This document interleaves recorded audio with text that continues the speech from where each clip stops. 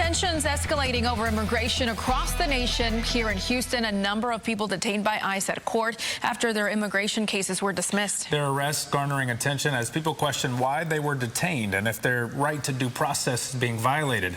Our cameras were rolling when two men were handcuffed and escorted out of the federal immigration courthouse along Gesner on the southwest side today. ABC 13's Liliana Pearson joining us now live from the newsroom. So, Liliana, you watched as these three men were taken into ICE custody today. Yeah, we did. We know that 3 people were detained yesterday, 3 more people detained today at the federal immigration courthouse on Gesner. And those immigration lawyers that I talked to today say that you should still be going to your court dates. However, they say it's more important than ever that you do show up with legal representation because immigration court, that's a civil matter and a lawyer will not be provided for you.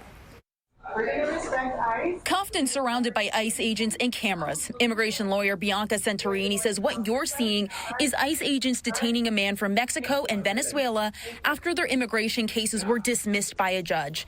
Santorini says these men were in court for a notice to appear. This is a hearing to plead your case before a judge on why you should be able to stay in the United States. But these men allegedly never got that opportunity. Due process does not mean you entered illegally and you get to stay. But due process in the Constitution does mean that you get that one day in court, and that is what we're asking to be respected. This morning, according to Cesar Espinoza with the immigration rights group FEEL, they used to want cases to be dismissed so they could pursue asylum or other means of staying in the country. But now, with ICE agents waiting outside the courtroom doors, those other avenues are cut off. Santorini says the detention of these men, who come from Mexico and South America, is possible through President Trump's signature of an executive order.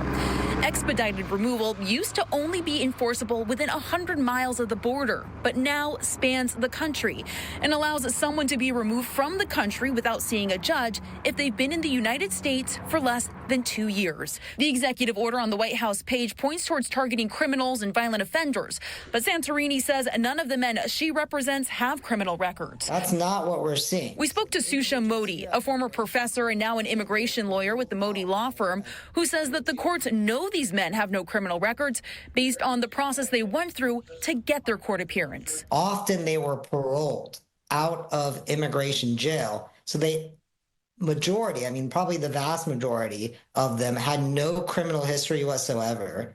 And then an ICE officer, a deportation officer, had found that they deserved to be paroled out. According to this memo on the ICE government website, ICE agents are allowed to carry out enforcement near or in courthouses. We emailed ICE about arresting people inside courthouses. They sent us a statement saying, in part, if immigrants have credible claims that they are in danger, they will continue the immigration proceedings. Otherwise, they will be deported. We're seeing a huge amount of fear.